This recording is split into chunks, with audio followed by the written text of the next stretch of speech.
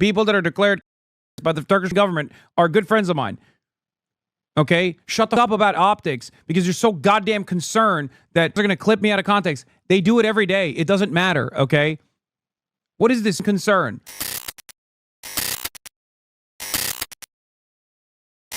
God damn, dude. Yeah, Trump also is going to discuss budget cuts with Project 2025 author and OMB director Russell Vought. Remember, Donald Trump was like, I don't know what Project 2025 is. It's a Democrat made-up thing. I don't know how to read. And ever since he got into office, that's all he's been doing is following through on Project 2025. Yeah, that's where we're at right now, man. And not only are they doing this, but they're doing this in like a blindly partisan fashion too. Like they are just so open about how partisan this is. They want to use the federal government shutdown as an opportunity to lay off more of the workforce and even take out funds away from blue states, like energy projects in blue states, energy investment that was allocated for blue states, they took out. That's crazy. That's jobs, man. That's just jobs. You're not like, you're over Republicans too when you do that. Yeah, we're bailing out Argentina, by the way. We took away $18 billion from transportation funds to the state of New York so we can give $20 billion to Argentina so that maybe we can get some soybeans from Argentina. Meanwhile, our farmers, well, not soybeans from Argentina. Argentina will buy the soybeans, I assume, right? That makes a little bit more sense. Partially because China no longer purchases our soy. Money comes in, money comes out of one pocket, money goes back into another pocket. Yeah. America first when you hand billions to Argentina and Israel and withhold money from American cities. Total supplemental energy aid approved for fiscal year 2025 is $20.1 billion. Combined with the baseline, overall approved military aid to Israel in fiscal year 2025 exceeds $23.9 billion, a record high, by the way. This excludes $4.8 billion in U.S. regional costs, like carrier deployments indirectly supporting Israel. Meanwhile, we're also giving another $20 billion to Argentina, as Russ Vought is talking about taking $18 billion away from New York City infrastructure projects to ensure funding is not flowing based on unconstitutional DEI principles. Dude, they are literally America. They are raping America, okay? I'm using aggressive terminology here, not to do like culture or whatever. This is literally what it is. They are raping this country, okay? Openly. And every day that they rape this country, they're saying, what are you going to do about it? That is exactly what's going on. It is insane. It blows my mind. This is not a partisan thing either, for the record. This is not like, oh, just the Democrats get over. Oh, what now, libtards? Like, dude, that is a major city where millions of Republicans also live. Okay? What the are we talking about? Like California, right? California. People love talking about California. Pussy ass California, right? Libtard soy California. California has more red than 3 red states combined. 4 red states, if you want to do the math. Like, there are more registered Republicans in California than 3 or 4 Republican states combined. There are Republicans there too, if you want to think about it from a partisan perspective, which is crazy to begin with. Why the are we thinking about it from a partisan perspective? What is going on? Once you're in office, you're the president of everybody. You're not the president of just the dumbest, most racist monsters in this country. You're my president too. It sucks, but that's just the case. You got to start acting like it. What the is this shit? No, I'm the president of an increasingly smaller constituency of psychopaths, racists, drunk assholes, Zionists, the Argentinian population of anarcho-capitalists. Like what? What is that? Some of the worst douchebags you've ever seen in your entire life, and these guys are sitting around being like, nope, those are the guys that we have to care about. Those are the guys who we have to defend the interests of, no matter how stupid it is.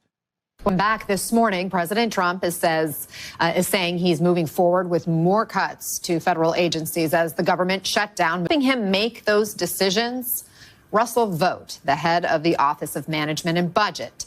And as the president has mentioned, he's a key author of Project 2025.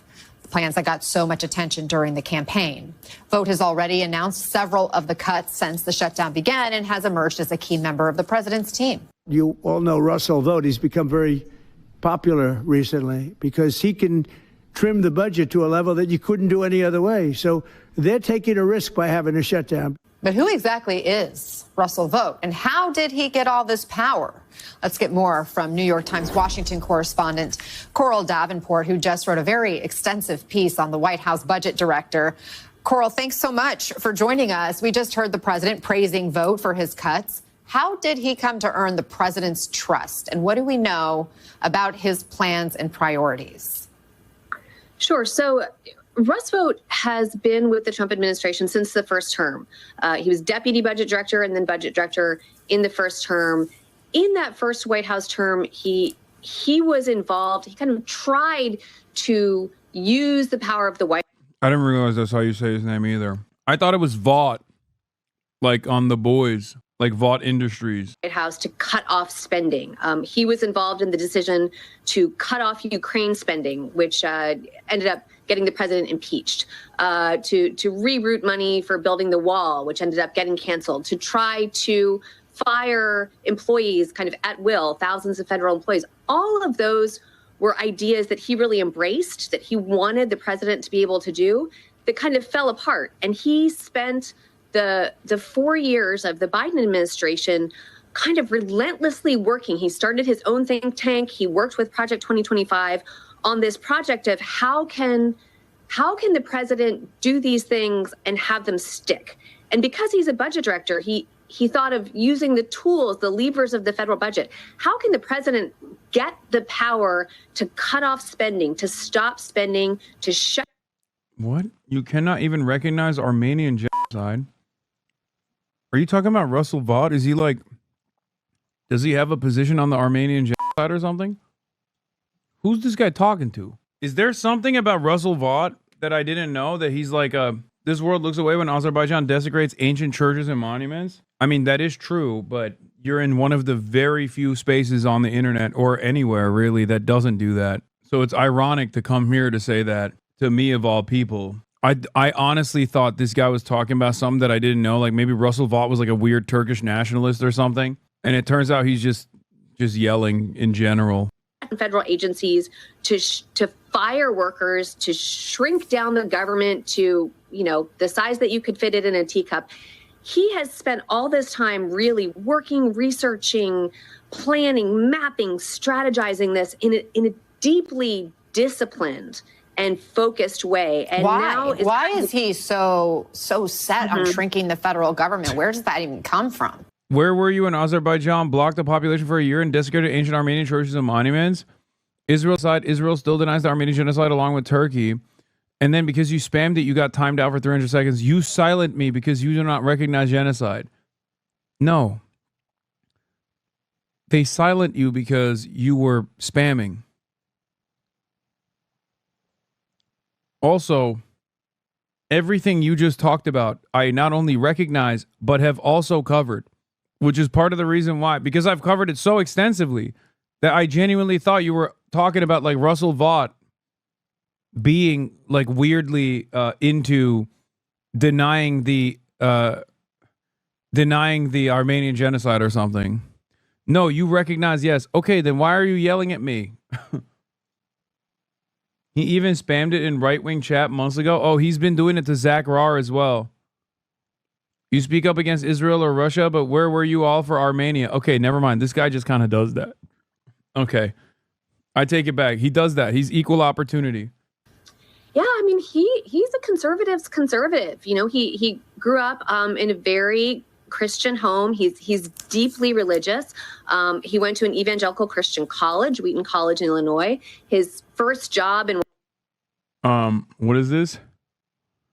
I wonder what the Trump supporters who consistently attack me with lies that I've denied the Armenian genocide will have to say about Trump's actual denial. They don't give a shit. They'll just move on to the next thing. Damn, all the way back in 2019 too.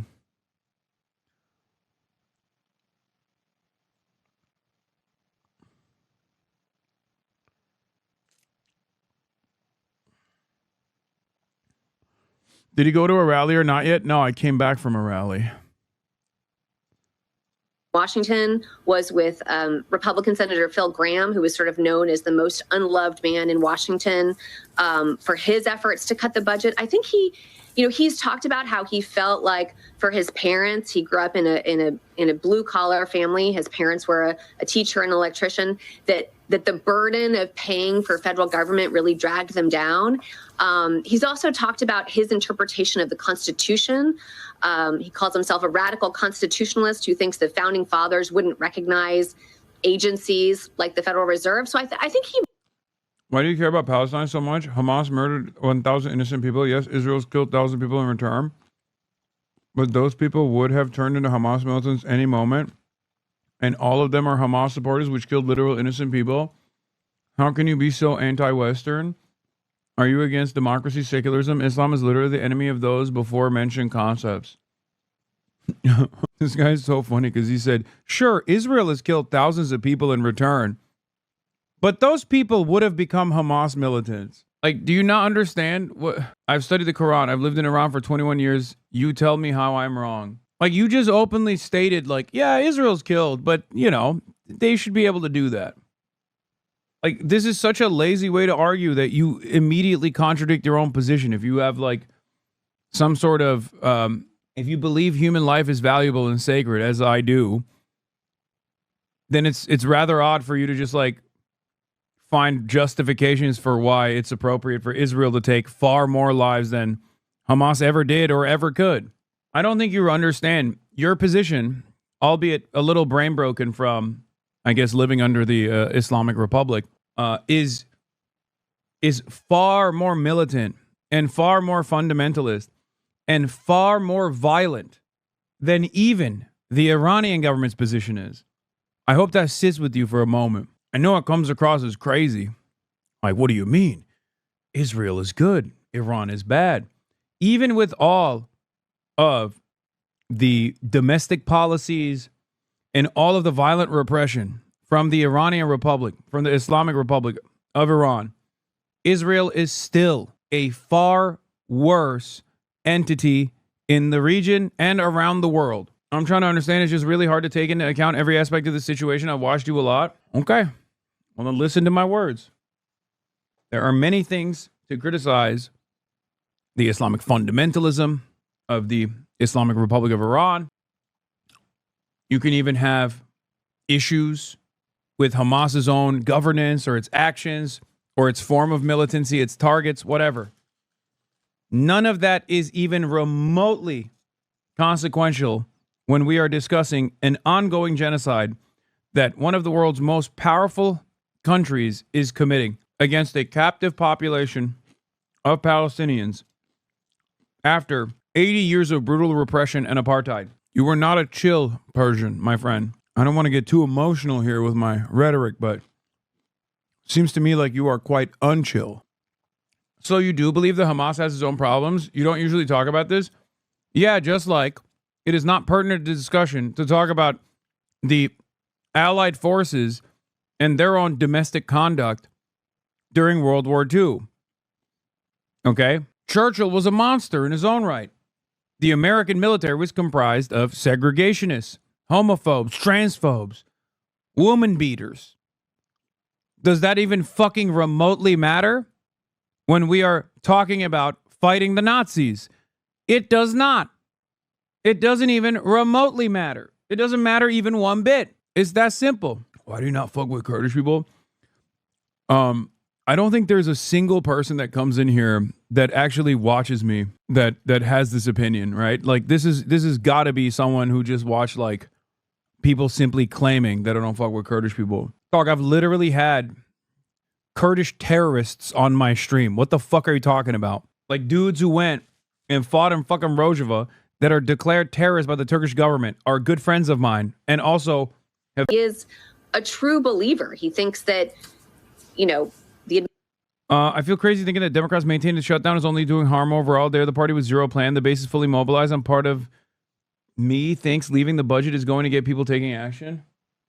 I'm going to be honest. I think the reason why the Democrats are doing this is not because they have an honest to God fear that healthcare is going to get taken away. I think they're far too cynical to actually make that consideration. After listening to, what's his name, Shane Goldmacher, right, on the New York Times this morning, I realized that the Democrats are probably doing this because they want to make healthcare a main priority, a main point of contention. They don't actually want to do something about healthcare, probably. If I'm looking at this super cynically, they just want the healthcare thing to be on the forefront so that people actually get mad. So that there's like one issue that they're strong on to advocate on come the midterm elections. Because like they're getting fucking cleaned on immigration and all this other shit. So they're trying to find something to posture on and something to message around. And the only thing they got at their disposal is healthcare. And I mean, even if I'm thinking about this like in the most cynical way possible. If I am a cynical operator like the average Democrat politician is, I'm still invested in this cause because at least it moves the conversation away from like, I don't know, any number of different issues that I am fearful the Republicans are destroying me on.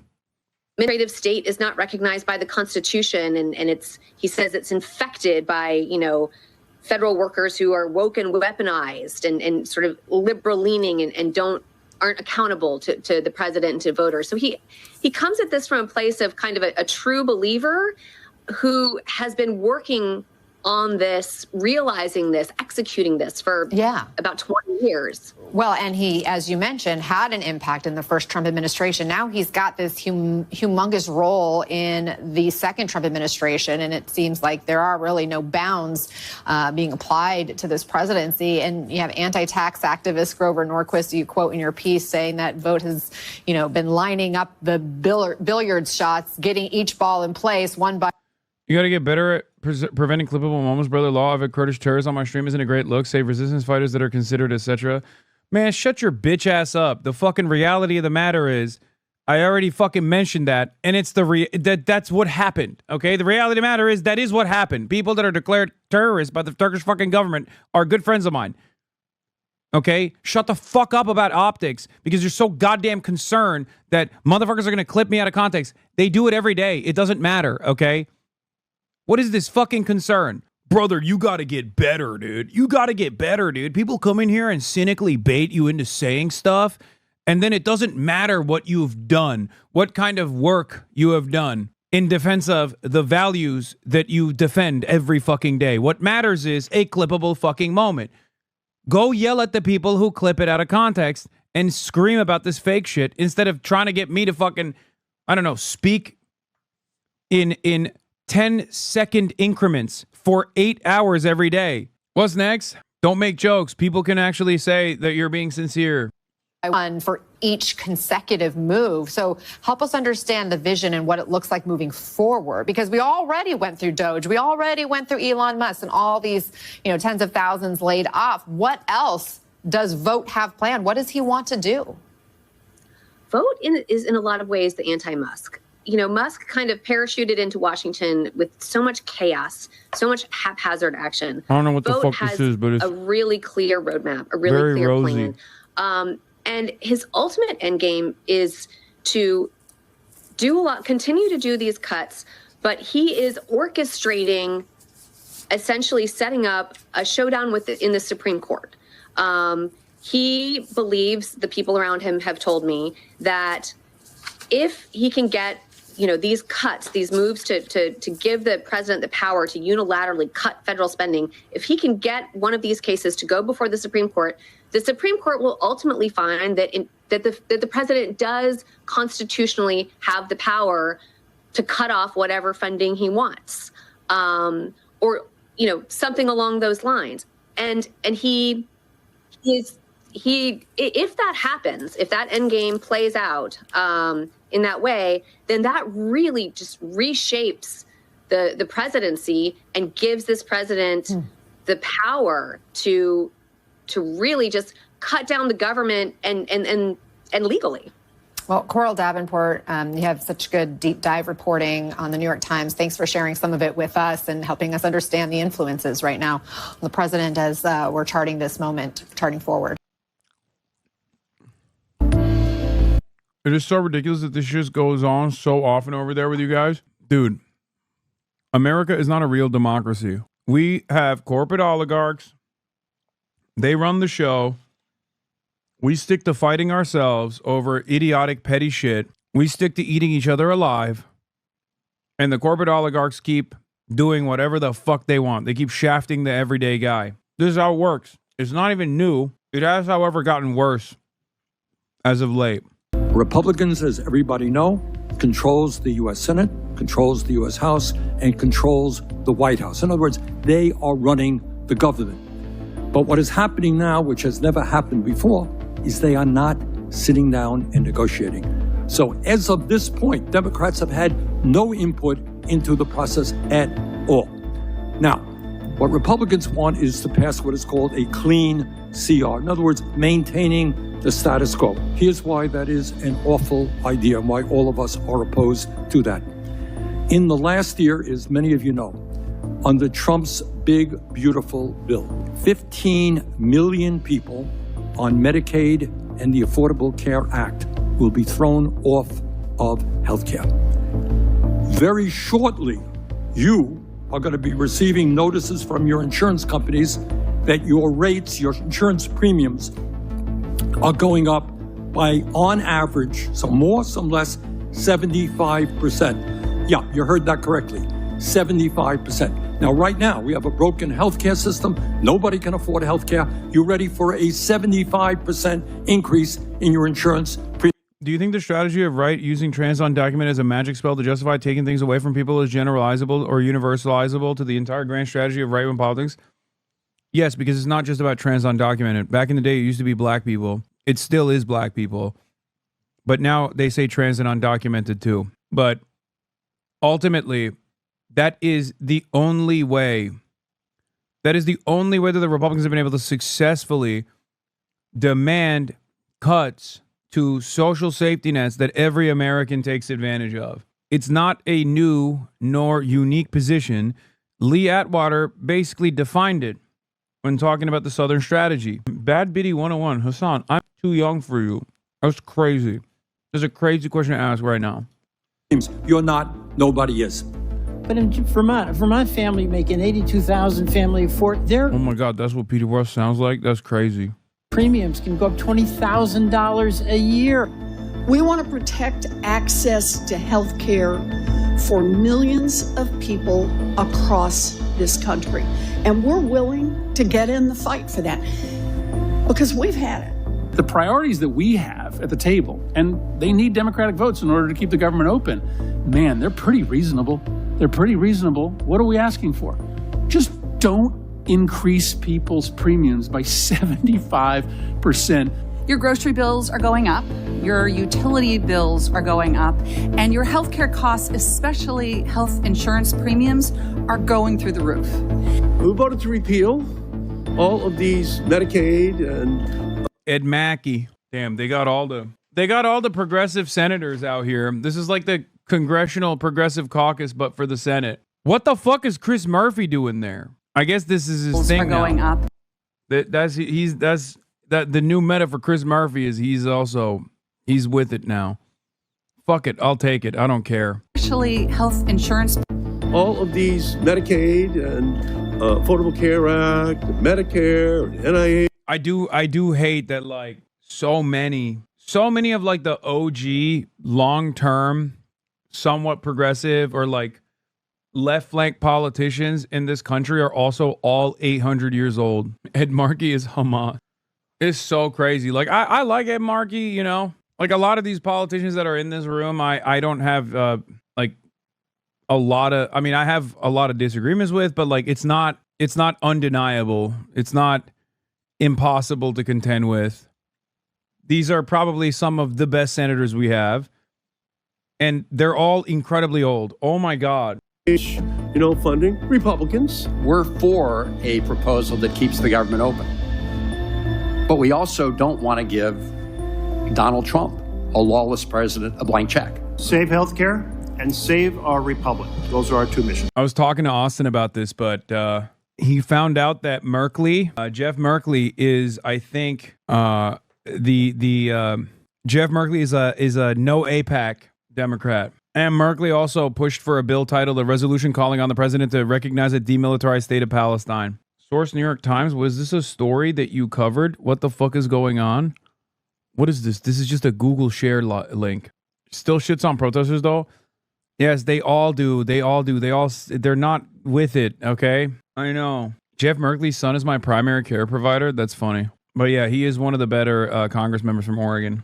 Peter Jeffries, Speaker Johnson says he's got nothing to negotiate with you over. Will you accept anything less than a permanent extension of Affordable Care Act subsidies?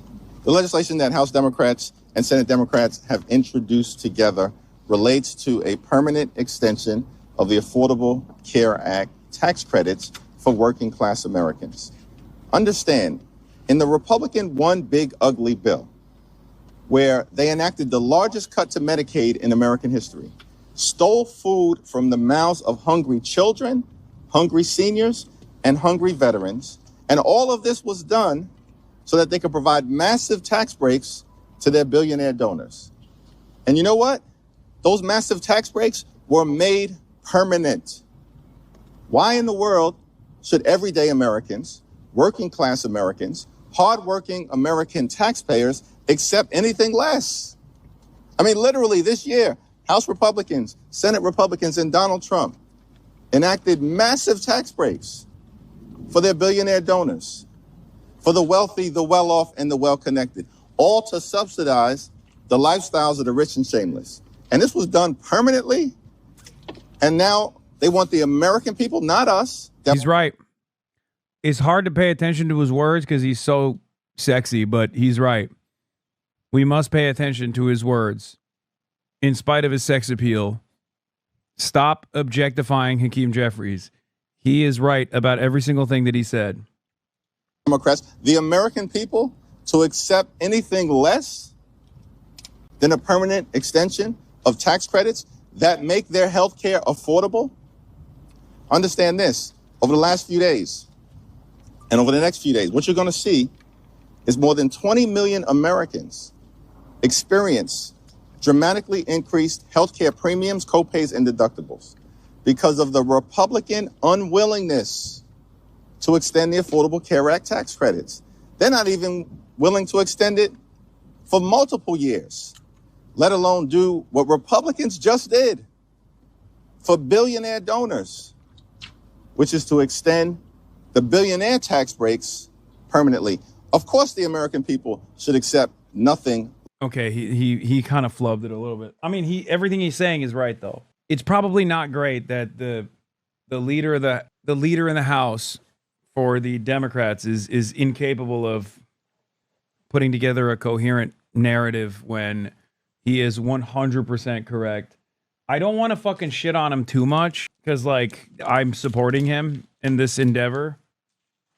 I'm behind it. You know, AIPAC Shakur or not, whatever people call him. I don't care. On this issue, he's right. It's just explain the message again. It's simple. Republicans are cutting $800 billion in Medicaid because they wanted to make tax cuts for the super wealthy in this country permanent. They are taking money directly out of the pockets of the working poor in this country who struggle to make ends meet, who still have to pay a shit ton for fucking healthcare, and they're taking the money from the poor to give it to the wealthy. It's like reverse Robin Hood.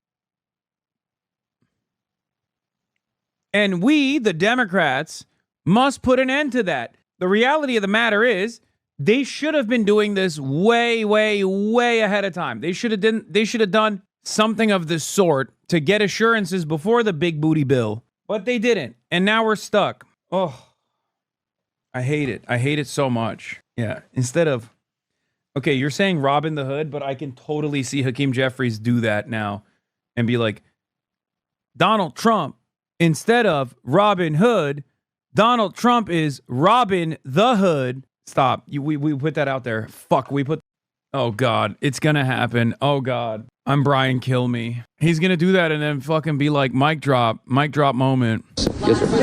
Mr. Speaker.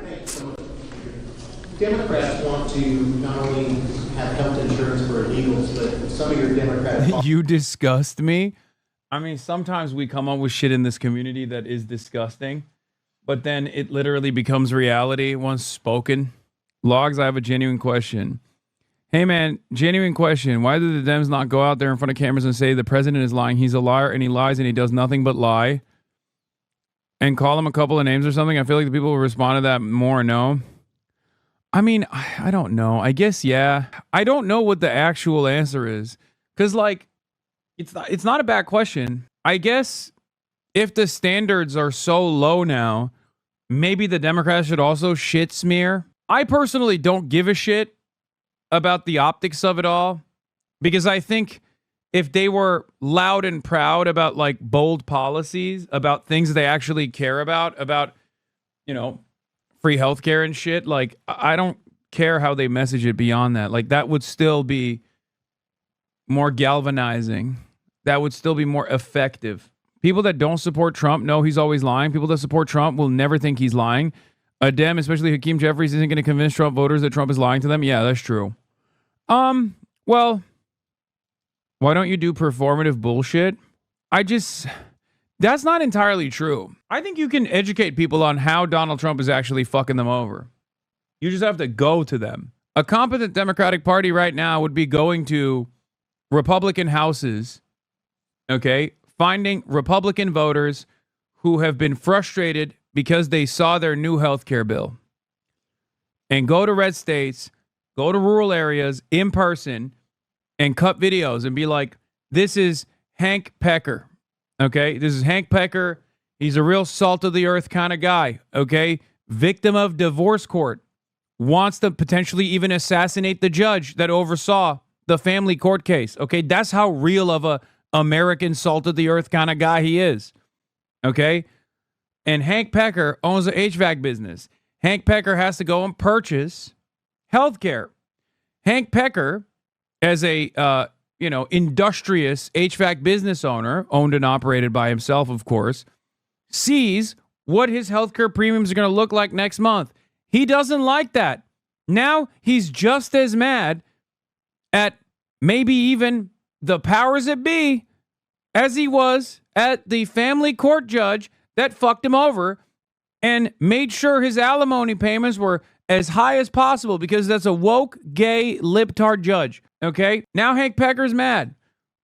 Bernie Sanders comes in, does a video being like, Hank, you mad? Not at the woke, gay, libtarded family court judge that made sure your child support was $5,000 a month. You are mad at the Republican Party for stealing money directly out of your pocket to give it to the billionaire and the millionaire class, you know? Boom. Do that like a million times around the country. Is this the sort of dreams you get? It's very sad, but yeah, I do dream about shit like this. Exactly. Dave Weigel on messaging. Newsom stands out as the Dem who understands the how dare you is much less effective. Trump responds to mockery. Yes and no. Because Newsom does it directionless. Even though he is kind of my goat right now because he's taking away all the attention from people like myself, so the Republicans aren't going to like prosecute me because they're too busy trying to prosecute Governor Newsom. So he is a little bit of my goat right now. He's kind of my goat. Low key. He's like a magnet for their fucking hatred. Anyway, the point I'm trying to make is, dude, I see racism in the same way, and I see transphobia in the same way that I see all these other distractions, right? When the Republicans are using it. Obviously, it's a hateful way to live, and when it's reflected as policy, it's incredibly harmful to entire swaths of the population. But its utilization as a tool is distractive. It's the same reason why Republicans right now in this period of instability are focusing on Netflix for having a Coco Melon video that from a show that ended years ago that apparently has like a woke baby in it or something. And that's why Republicans are currently focused on canceling Netflix because they're fucking stupid. They're talking about Cracker Barrel. They're talking about Netflix because They're fucking stupid, okay? I can't stress this enough. They are fucking stupid. If you are looking at an unprecedented economic crisis, the likes that Americans have never experienced, I'm talking Great Depression style shit, okay? The likes that Americans haven't experienced in 100 fucking years, and you are predisposed with woke babies on Cocoa Melon, you're a fucking moron, okay? You are too stupid to operate a vehicle. That's it.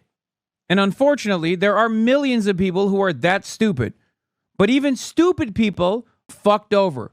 So it is pertinent on us and the Democratic Party to explain to them that while they are stupid, they're still getting ass fucked by the Republicans. That's the job of good governance. That's the job of good leadership. That's the job that the Democrats are fucking failing on. Okay? That's it. Like, imagine there's a government shutdown that's going on. $800 billion in healthcare funds is going to be taken away. Almost $1 trillion plus dollars taken away from healthcare that these guys desperately fucking need. Okay? And they're talking about canceling their Netflix subscription. I know when you see stuff like that, when you see how hateful little monsters these dipshits have become, I know it feels like it's impossible. It feels like it's impossible to talk to these fucking monstrous pieces of shit. Okay? Because they're so stupid that they're like, nope, I don't care. I'm going to hurt myself and fuck you. You can't say anything about it, woke libtard. I get it. Okay? I get it. I get frustrated all the time. I have to deal with these fucking animals all the goddamn time. Okay? Having said that, if you care about making people's lives better, you have to fucking convince these people. Okay? Even this fucking guy, George Wallace Lame Similes, says, this idiot poser with his childish rebel politics is going to get himself killed or other people killed while he scams to make a buck on Twitch. Like this dipshit, right? I want this fucking moron to have healthcare. Okay? I want this fucking old-ass, bald, loser fucking moron to have healthcare. They only look monstrous because you don't understand them.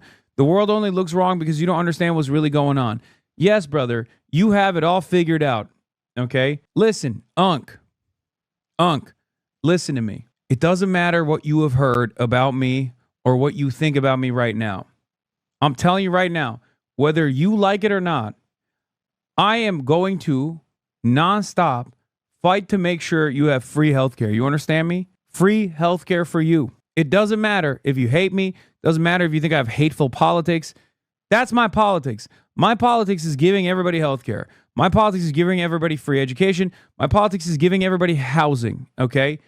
No matter how much you want to fucking kill me in the process, no matter how much you hate me, no matter how much you think I am the one fomenting hatred in this fucking country, that's what I want to do, okay? No matter how stupid you are, no matter how bigoted you are, no matter how hateful you might get, I want you to have more autonomy in your life. I want you to have democracy in your workplace. I want you to have a shelter over your fucking head. And I want you to have free healthcare. These are things that other governments that have far less money than we do are able to provide to all of their citizens unconditionally. Okay? And I want you to be able to have that too. Doesn't matter if you don't want it. Okay? I want to deliver it to you in an authoritarian manner. Oh, I don't want it. I'm going to vote against it. I don't care. You're going to get it. You're going to get it. If I have my way, you're going to get it. You're going to get that fucking beautiful free healthcare. You understand? You're going to say, no, I don't want to be able to go get coverage. I don't want to be able to go to a fucking general practitioner with regular frequency so that I can have the decent preventative healthcare so that I don't have like debilitating illnesses down the line. Fuck you. I'm going to fucking force it to you. Okay? I'm going to force it down your fucking throat. You understand? That's it. That's my politics. I want to violently make sure that your life is better. Okay? That's it. This is the upside down of class reductive style messaging of channels like Breaking Points. They might be soft on the social issue side of messaging, but they're doing work on the class war messaging the hogs. What do you think about the Democrat kitty video? I hated it. Ass. Over in the Senate are also talking about DEI programs that Democrats want to bring back. Can you elaborate on that? Yes, there's all sorts of. As a European, I'm very confused as how Americans have been so propagandized against free healthcare. Because what do you mean you love to spend 20% of your paycheck for insurance, but won't bother spending 2% on an extra tax for free healthcare? No, that's what it is. It's because anyone that fucking speaks out on shit like that, people like myself, get ritualistically humiliated every damn day of the fucking week. And they don't do it on the virtue of healthcare because they know they can't advocate on that side. Like, they can't turn around and be like, this guy wants everybody to have free healthcare. What a fucking loser this guy is. They can't say that. So they find anything and everything they can. They find clips out of context. They find it's the same with like even someone who is far less radical than myself, like AOC or even Bernie Sanders. There's tremendous amounts of enmity towards people that want to advance the material conditions of workers in this country. The media is owned by powerful corporations who have the same domineering hierarchies continue, and people are kept sedated. And it's a fairly sophisticated way of doing things for conservatives. The conservative agenda for decades has been to weaken government in an abstract sense so that Americans are too fearful to do the things government is good at, like universal programs. It has worked on the boomers a lot and a lot of the Gen Xers. Yes, Ronald Reagan and his consequences as a singular force in this country are so devastating. Ronald Reagan is the liberal FDR. He is the neoliberal FDR. What FDR and his politics did to America and his policies did to America, Ronald Reagan had the exact opposite effect. Now, I'm not like I'm not in the business of saying that people are singularly responsible for the American demise. But if there was one figure that is so pivotal that you could point to, it would be fucking Ronald Reagan. Every single graph that tracks how shitty everything is nosedives in the fucking 90s. Okay? In the end of the 80s, every single graph. Do you think that is an accident? Every fucking graph, dude. Like, you look at cost of living, you look at deregulation, you look at like home ownership rates. Virtually every single fucking graph that you can point to about ongoing American demise, the starting point is fucking Ronald Reagan. Like a little bit after, you know, for the policies to take place, the deregulatory economics to take place. Now, of course, it didn't start with Ronald Reagan. It certainly didn't. It's still it's capitalism. It always has been, and it always will be. But Ronald Reagan as a domestic force was so powerful that it basically restructured both parties dramatically. Yes, I know Carter was bad too, chatters. I'm just talking about, like, it's like saying New Deal economics is entirely in the hands of FDR. It's not, right? There were tremendous forces that were pressuring FDR to do the right thing. And there were still limitations. But if you were to reduce it, if you were to make a reductive argument, if you were to reduce it to like a singular force that made the opposing major party damn near concede entirely to full tilt domination, FDR's New Deal era politics dominated American politics for a very long time until Ronald Reagan flipped it. And now Reaganite neoliberalism dominates American politics in the same vein.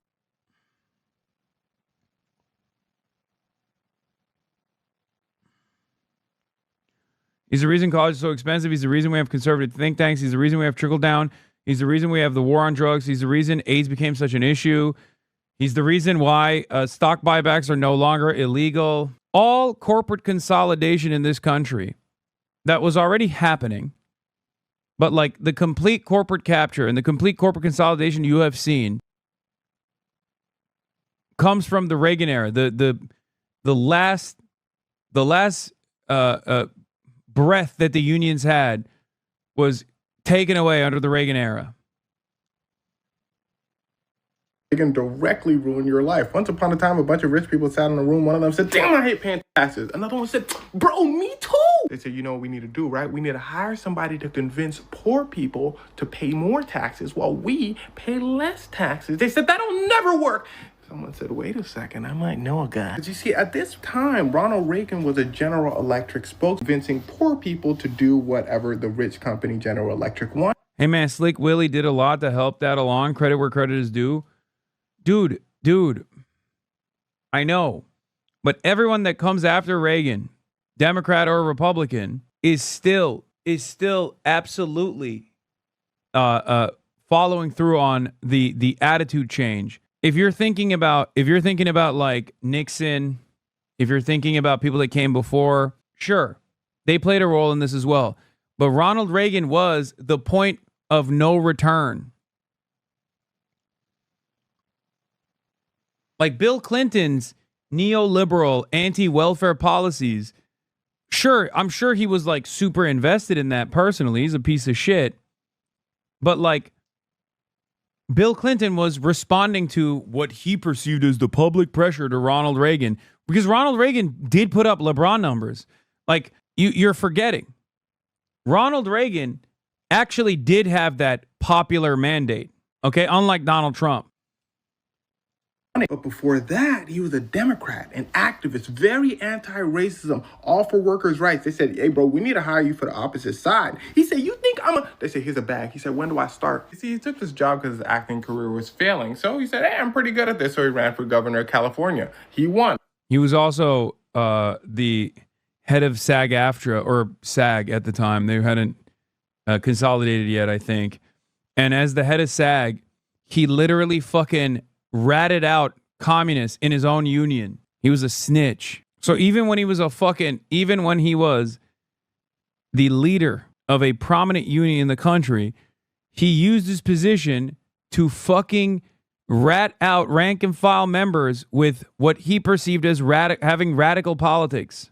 Remember, his only jobs at this point were acting and convincing poor people to do what rich people want. And rich people loved him. He was the perfect storm. They called him the great communicator. One of his exact words were, send those welfare bums back to work. They said, Reggie! He said, but you like how I said that? No, they said, he could do no wrong. So it's only natural he becomes president of the United States. He says, okay, as my first act, I'm going to take the rich people's taxes from 70%. Yeah, fun fact, people like Elon Musk paid 70% in taxes. He said, I'm going to take it from 70% to about 28%. Everybody said, whoa, that sounds kind of low. He said, no, listen, y'all not hearing me though. He said, here's the plan.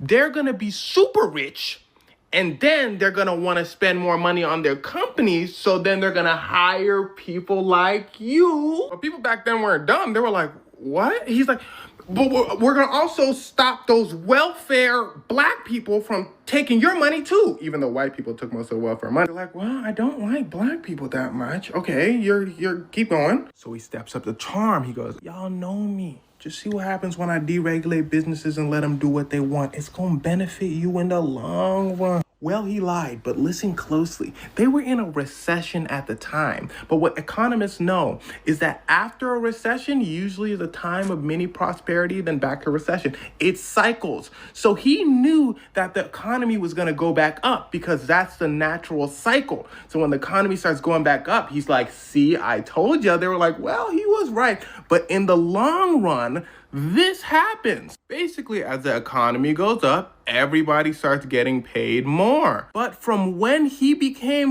Dude, look at that. Every graph is like this, bro. Every fucking graph. No, it's not a natural cycle. I mean, it's somewhat of a natural cycle, basically, under capitalism. It doesn't have to be. President, everybody started getting paid the same while the economy went way up. What does that mean? Well, the money had to go somewhere, right? And it all went to the rich people. Yeah, right. Like, isn't that fucking nuts? Like, how do you look at this? How do you look at this equitable, more equitable system and then turn around and go, this is so much better? That's what's so fucking annoying about people nowadays when they talk about, like, the good old days. What do you mean? Let's get back to the good old days. Like, the dumbest guy you know is advocating for the good old days, thinking that it was that way because, like, black shit. But the real reason why was because they had better redistributive policies. Like, it wasn't socialist by any means, but at least there was more of a more equitable outcomes for everybody. When they talk about the good old days, they're talking about like having decent wages, being able to have one earner in the family and have like 2 kids or 3 kids or even a fucking second family on the side as a secret. Think about how much purchasing power the average dumb fuck American had, that they literally could have a second home for a second secret wife on the side, bro. That shit's unheard of. What are we talking about? Think about that. Nowadays, what's unheard of is living in a fucking 1-bedroom apartment by the time you're like 36, 37. That's unheard of. I'm not even talking about owning a home. I'm talking about not having fucking roommates. Okay? So when those dumb fuck boomers and the lead generation turn around and say, oh man, we got to go back to the good old days, Republicans turn around and say, yeah, that's right. You mean fuck black people, right? Like, you know, no more Mexicans, right? That's what you mean. It's like, and they go, yeah, that's what I mean. That's why things were good, I think. And the cycle fucking continues. Now, of course, boomers and the lead paint generation are obviously better off overall than the generations that come after them. So for them, for their position, it's like they don't have a lot of life to live. So it doesn't really matter all that much, but they have like most of the fucking wealth captured, or a more equitable distribution of wealth in their generation, as opposed to like millennials and Zoomers alike. But that is the design. That is the design that we have currently. The truth you're saying is making me sick. To the rich people. Yeah, right up until 1980, laws were protecting you a lot more than you think. After hundreds of years of Theodore Roosevelt and Franklin Roosevelt battling, making sure workers have rights, he in one swoop demolishes it and flips it 180. And he was the only person skilled enough to convince poor people that they need to pay more money while rich people pay less. They need to not have workers' rights, and rich people can control their rights. And to this day, Reagan's policies still stick. In fact, Donald Trump just copied Ronald Reagan. Yeah, make America great again. That was Ronald Reagan's campaign slogan. Yep. He just took it. It's true. Also, offloading the de facto slave economy, the global south did real fucking well for obfuscating how much working class wages were getting fucked, NAFTA, etc. Oh, that too, for sure. Yeah. How do you reconcile this with the fact that real wages have slightly gone up and not down since the 70s? Brother or sister or the emperor, real wages going slightly up is nothing in comparison to the overall economy's explosive growth in that same time period, because that is this exact same distribution of wealth that we are looking at right now. It's wealth consolidation, especially when you factor in how expensive things are. You're talking about, oh, well, real wage growth happened since the 70s, albeit slightly. Okay. Real wage growth happens since the 70s, albeit slightly. Okay. Well, what about big ticket items that you need? Compare wage growth from the 70s to now, like what your wages look like now, and then compare college education. The price of college education in the 70s to right now. Wages are fucking stagnant since then. Output has skyrocketed due to unimaginable technological achievements. Okay? Productivity has skyrocketed.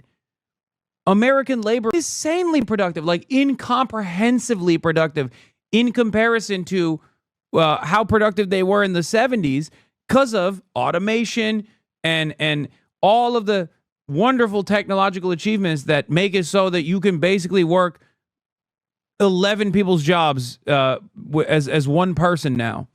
Not even 11, 100 people's jobs. I mean, think about computers even.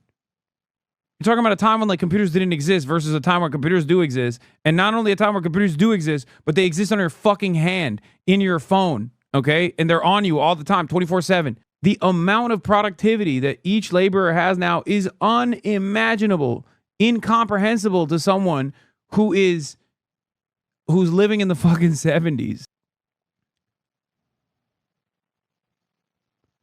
Now, adjust that to the price of everything else. Adjust that to the price of everything else. You could buy a house for like 50 grand in the 70s. There is no home, no single family home you can purchase for like 50 grand, okay? That does not exist. You can't even buy a fucking lot for that price. The only thing that has gotten cheaper as we offshored slave labor to the third world is commodities, cheap consumer goods, things like a television. That's it. The only thing that has actually become incredibly affordable in the time frame is junk that you throw out every 2 years. No, and also it's designed that way too. That's another problem, which is creating tremendous amounts of fucking landfills all over the goddamn planet. But that's it. You can get a TV for cheaper. This is true.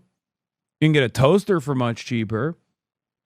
You can get electronics for, like, it's not even a comparison. Like back in the day, a TV was like a big item.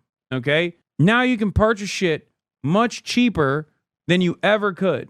And that makes people feel like the situation is better overall. But all of the things that you need for survival, healthcare, a house, college education for upward social mobility, have exploded in prices. Yeah, you used to get paid $25K and houses were $50K. Now you get paid $75K and houses are $500K on the cheap side. So yeah, your real wages went up, but everything is so much more expensive.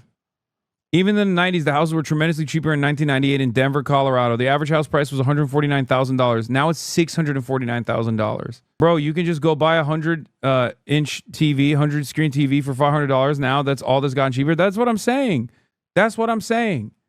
That's the only thing that's cheaper in comparison to how affordable it was back in like the 70s and the 80s. 10 years ago, rent was $700 and TVs were $1,800. Now rent is $1,800 and TVs are $700. Well, that's not 10 years ago. It's I would say, because where is rent $1,800? You know what I mean?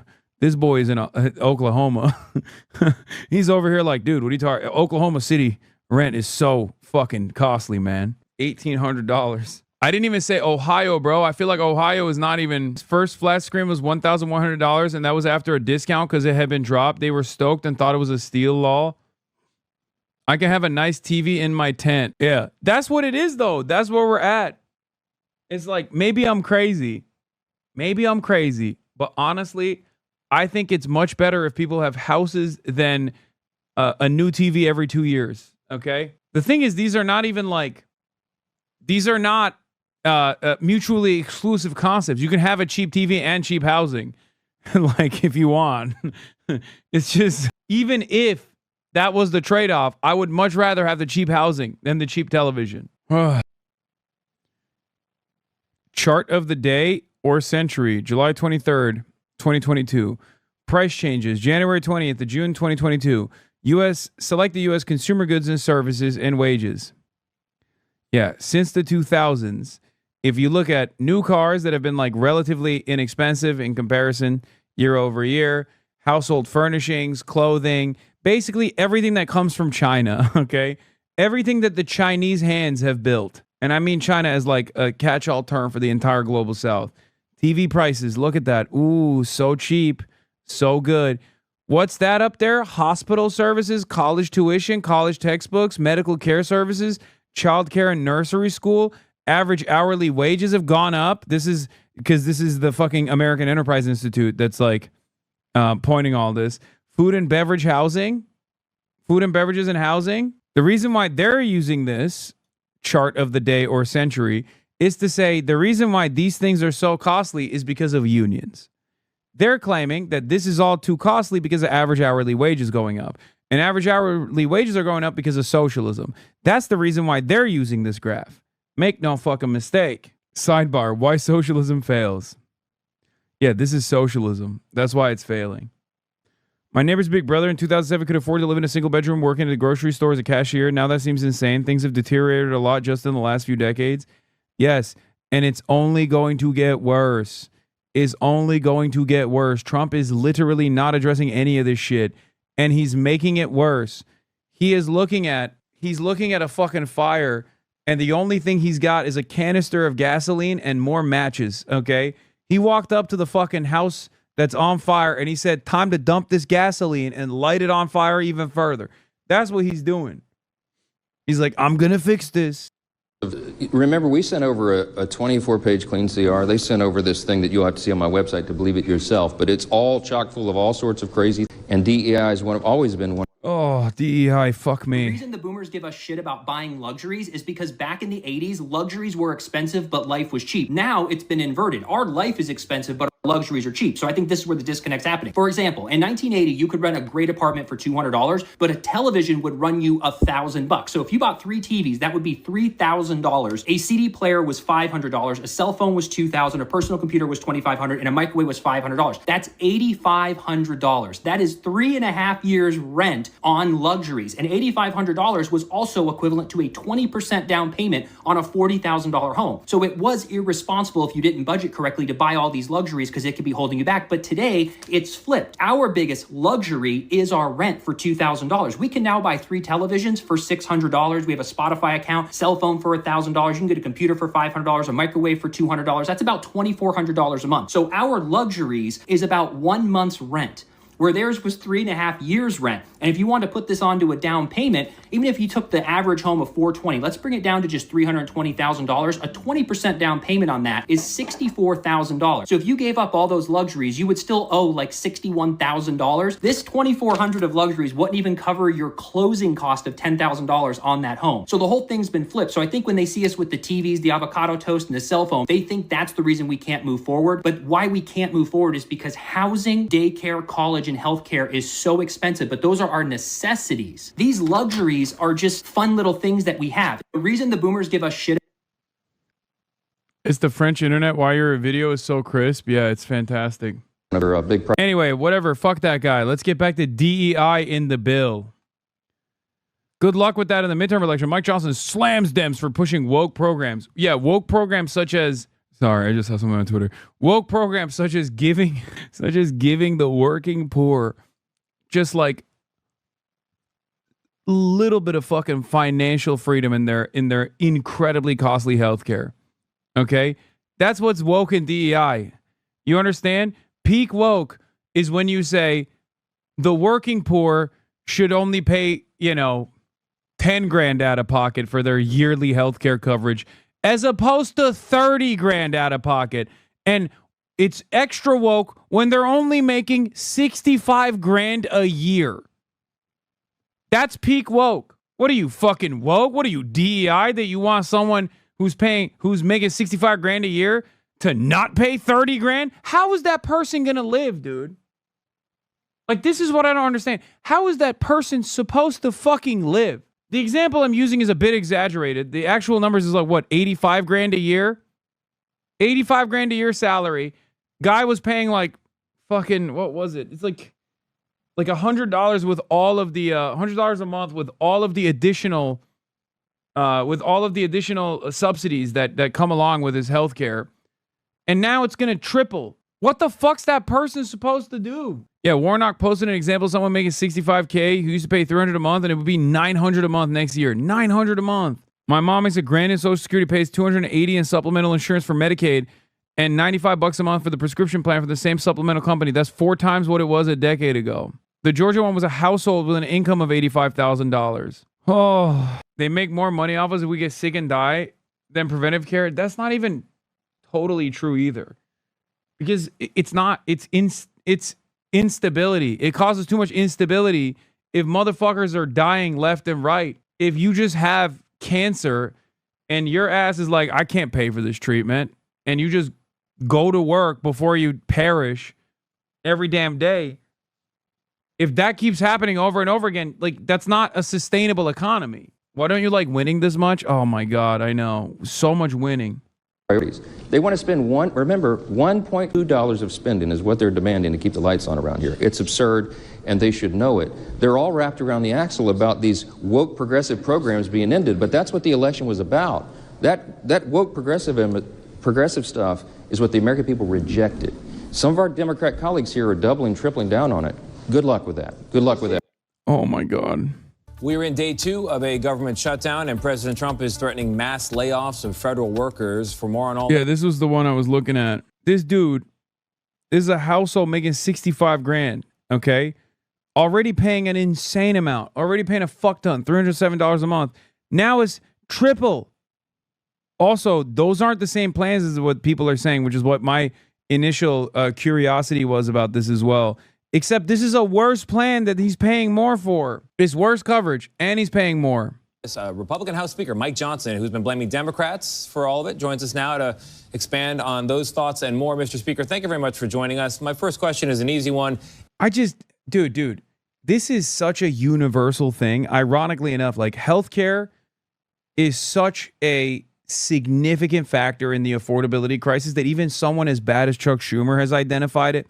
Because people were literally talking about, like, people were yelling at Chuck Schumer like, oh, well, Mr. Schumer, affordability is the number one problem for Americans. Healthcare doesn't even, healthcare is not even like the top 10 priorities. And Chuck Schumer correctly pointed out and said on the New York Times interview with Mike Barbaro, he straight up said, healthcare is a major part of the affordability crisis for every American. And he's fucking right. He's right. That's a big part of the affordability crisis is fucking healthcare. What the fuck? And what's frustrating to me is like people in the media act like they got premium health insurance, man. This is what I don't understand. Like with cops, I get, right? I guess cops have like decent benefits packages. But like if you're in the media, are you that protected? Because you're talking like an alien. Like you are talking as though you are completely removed from a human being that is suffering because of this. Like you don't have any immediate family members that you talk to at Thanksgiving or some shit where they're like, hey, I saw you talking to Mike Johnson about healthcare and about how he wants to cut healthcare and you just let him fucking chirp. What's that about? He's fucking me. He's ass fucking me. Why do you let him get away with this shit? Like, do they not have any fucking immediate family members that are like, dude, hello? Like, maybe you're doing all right with whatever your fucking salary is, but we're not. Because, like, this is what's so frustrating about it. Like, look, it's not a secret. You know, I make good money, okay? So when I'm fucking chirping about this shit, I'm chirping for everybody else because I can still recall a time when I certainly wasn't making good money, okay? I know what it's like when you leave your fucking job and you have to do a COBRA payment, okay, where your healthcare costs skyrockets, and that's the only Band-Aid solution that this government has ever offered to people. Oh, you can still stay on your corporate healthcare, you just have to pay for it now. It's like, okay, but what do I do if I don't have additional income? Like, luckily I did. It's so crazy to me that is the solution in this fucking country, okay? But I don't understand how these guys act as though they're like, that they can't even see the consequences of the shit. Like with the Republicans, I get it. It's their job. They're demons. But if you're in the fucking media, do you not have a single person in your immediate family that is going to get fucked over by this? No. The beauty of social reproduction is that the upper class gets to mingle with the upper class, a vicious circle jerk, if you will. They're not like... Bro, they're not like oligarchs, though. Not every single one of these people are fucking oligarchs, right? Like, they're not all oil barons.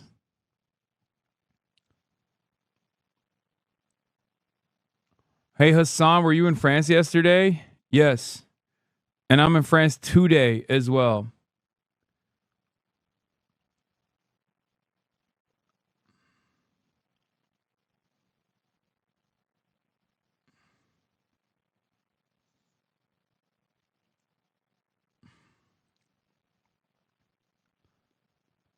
I don't know. I mean, I guess it is their job. Their job is to reproduce these results. Their job is to literally defend the system.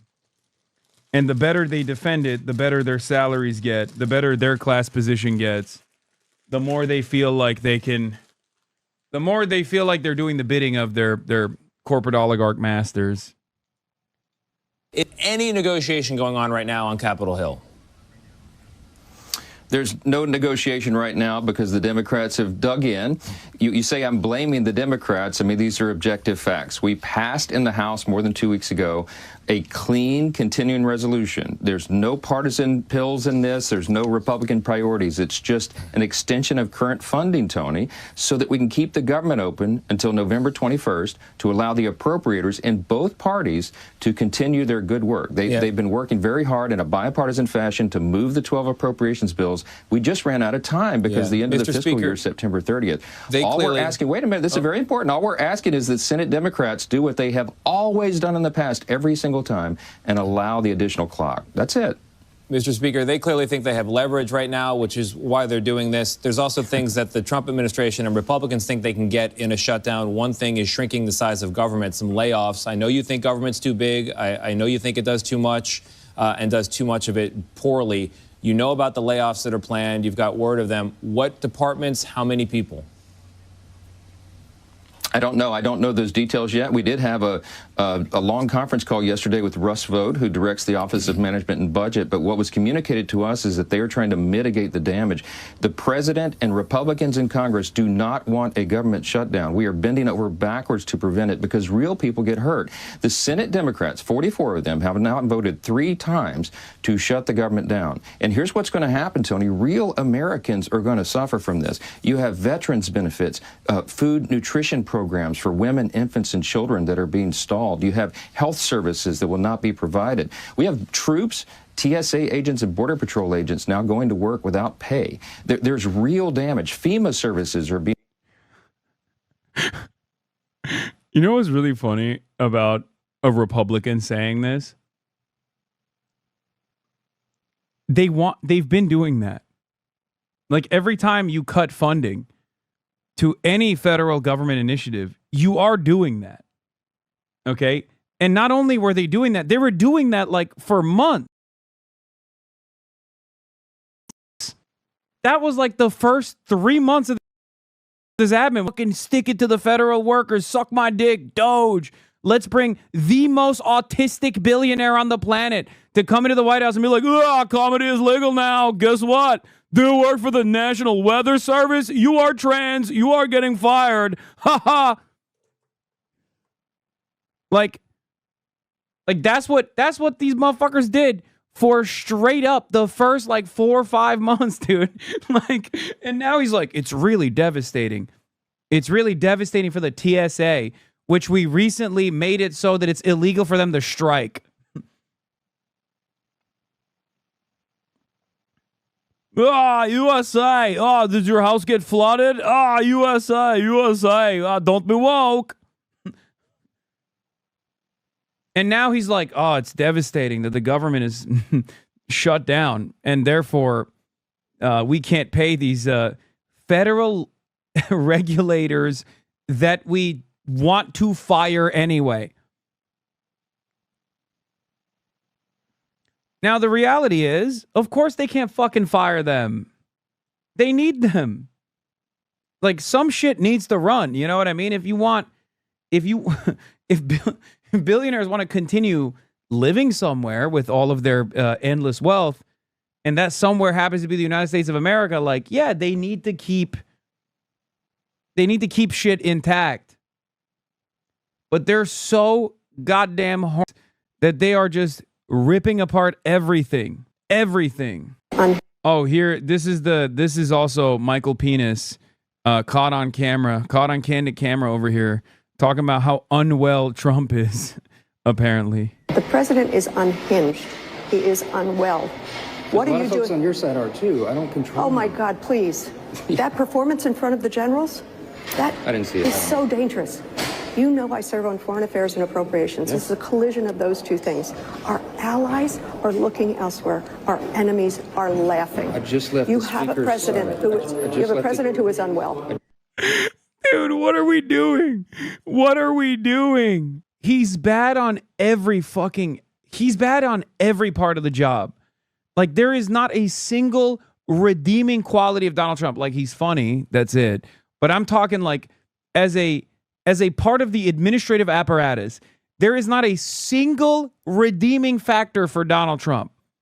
He's bad on every single thing. He's silly.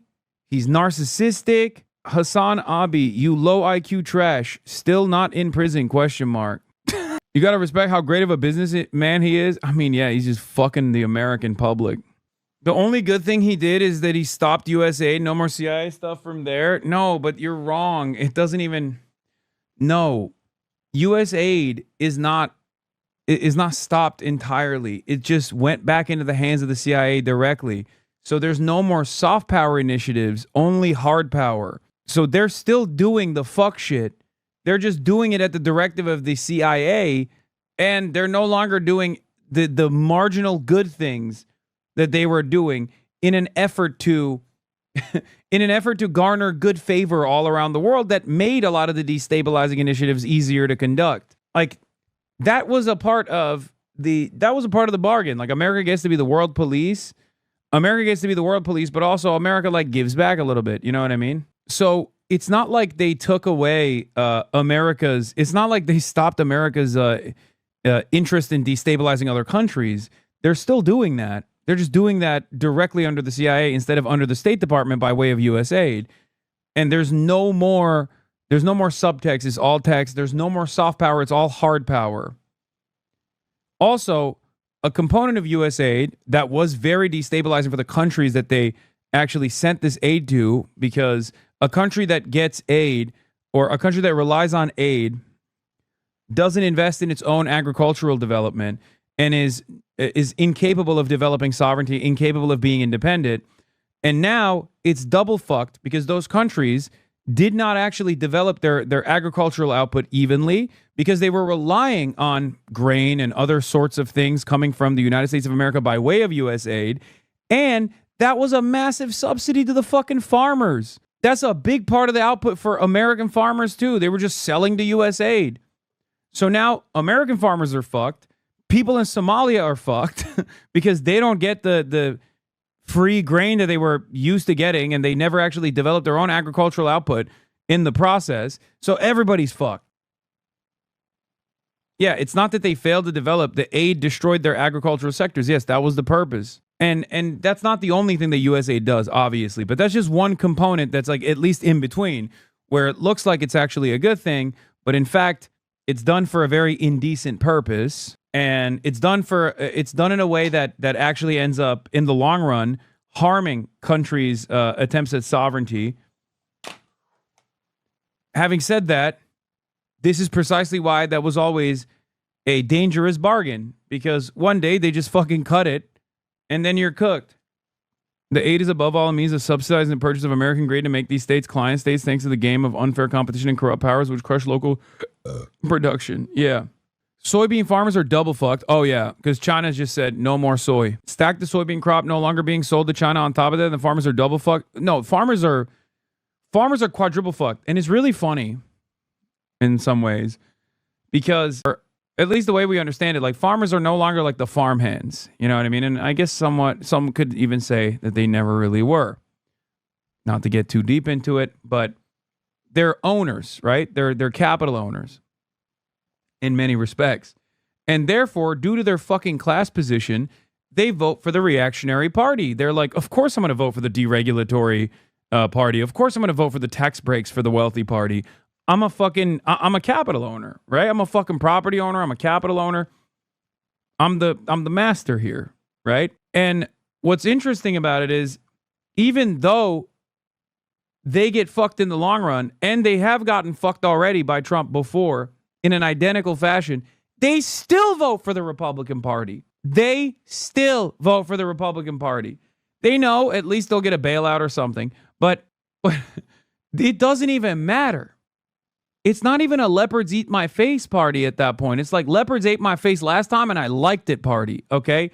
I'm waiting for the leopard to eat my face again, and this time maybe my ass too party. It's crazy. Trump is proletarianizing the peasant class. Trust the process. Yeah, that's what he's doing. Yeah, there's a $50 billion bailout. Scoop. Hill Republican estimates Trump will need to send as much as $50 billion to the farmers hit by tariffs. Trump admin plans to roll out billions for USDA, but Treasury officials and others are eyeing ways to tap tariff revenue without a fight in Congress. It's just crazy because Like, who is this for? Who is this for? Like, why are we doing any of this shit? Like, at the end of the day, is it worth it that we have data centers all around the fucking country so we can make like the dumbest AI videos of all time? Is that what this is for? Because like, what kind of industry are we pumping in this country? What kind of industrial base have we developed leading up to Donald Trump and certainly after Donald Trump? Like, what will we have? What kind of trade are we protecting? Do we have good paying jobs now? Is that what happened? Because we don't. It's all bullshit. Everything sucks. We make nothing. Not to get all Stephen Miller here, but we make nothing. We build nothing. We are nothing. It's just slop and a bunch of fucking con men. I saw Ryan Grimm and Sauger talking about AI data centers jacking up prices today. Virginia being a prime example of a state that Amazon has captured. Yeah, electricity prices are surging. We have burgers and guns, bro. That's true. We have burgers and we have gun. And we have gun burger. And also now we have AI gun. We used to have gun burger and now it's AI gun. It's fucking awesome. Wait till we make AI burger and then it's just and then it's over. It's complete. The American project is complete. This is mental torture for Americans, cheap medical. My name is Emily. I'm a Canadian living in China. Today I will show you how efficient and affordable it is to see a doctor in China as a foreigner. Prices for x-rays, ECG, and blood tests included. Okay, first of all, China doesn't even have the best healthcare, okay? Healthcare is one of the biggest weaknesses for the Chinese century of prosperity. Okay, so remember that when you're watching this. Appointment on my phone last night using just my passport and was able to schedule an appointment at 9:30 a.m. this morning. I arrived on time and waited for only 10 minutes until my name was called. I told the cardiologist that I'm here for a... So that was what, like $10,000, $20,000? I hope, I assume, right? Everything that she just described is basically like, this is a walk-in. That's going to be like what? Okay, I'm exaggerating. It's not going to be 20 grand, but at least 10 grand. Like, at least. She sent me to an ECG, blood test, and x-ray. Here are the prices I paid as a foreigner without any medical insurance. Still very affordable. Then I got my ECG done. No need to wait at all, and I got the results on the spot. Wait, what was the price? 5 minutes to get my blood. Still very affordable. What was the price? Very affordable. Then I got... Fuck. My ECG prices I paid... $75,000, right? Like, that's what you... X-ray $19? X-ray $19? It's not 1,900? Did she cook the decimals? What's going on? Be honest. Tofu X-ray. Yeah. No, you don't understand. There's a tofu dreg. Tofu dreg X-ray. I don't understand. We got to cook the Chinese GDP, folks. There needs to be an incredibly expensive middleman that is not actually invested in lowering the cost whatsoever because it actually benefits them in the long run to keep costs high. We need someone like that. We need an expensive middleman to extract as much value from the consumers. Where is the middleman? Where is the... I don't understand it. Actually, I don't know the Chinese healthcare, private healthcare system at all. I'm sure they might even have that. China spends 95% less than the U.S. on healthcare per capita, but has a life expectancy that's 4 years longer. Stop. China is much more efficient at converting production into human welfare than the U.S. China is currently increasing its investments in public healthcare provisioning, which is correct to do, and I predict the social dividends will be impressive. Ultrasound in Mexico this summer was $70. CAT scan in the U.S. last August with insurance was $2K plus. Adjust for PPP, they pay like 80% less, not 95. Oh, my bad. I was thinking about that in the shower today, because like a big argument right now is like undocumented can't get healthcare, and it's like they talk about that like that's a good thing. And I was thinking, like, I'm in France right now. If I got into an accident, God forbid, I could go to the fucking hospital and have all my healthcare covered. America could absolutely do that for all tourists and all people living on U.S. soil on top of every single American. And it should. It's crazy.